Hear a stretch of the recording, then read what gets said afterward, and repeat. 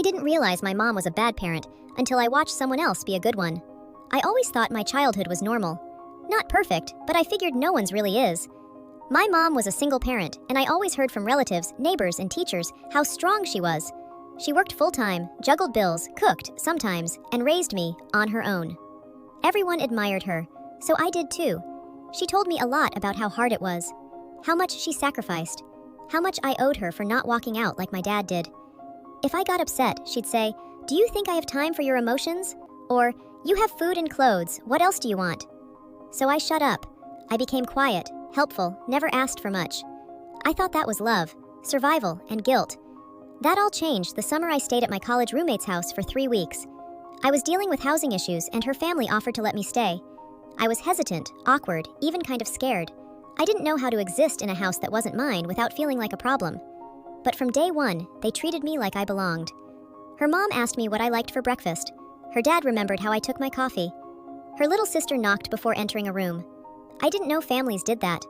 At dinner, they laughed and talked about their day. No one interrupted. No one belittled. If someone was upset, they asked what was wrong. Not once did I hear, "You're being dramatic," or "You're overreacting." One night, I apologized for eating too much of the pasta. Her mom looked at me confused and said, "That's what it's there for." That moment hit me harder than it should have. I spent my whole life tiptoeing, measuring how much space I was allowed to take up. Then came my birthday. I didn't even mention it. I usually never did. Birthdays growing up were forgotten. Once, my mom gave me a grocery store cake after yelling at me for expecting things like some princess. I learned to keep expectations low. But somehow, my roommate found out, and they all surprised me with a homemade cake and a small gift. A book they noticed me reading at the library. I excused myself and cried in the bathroom.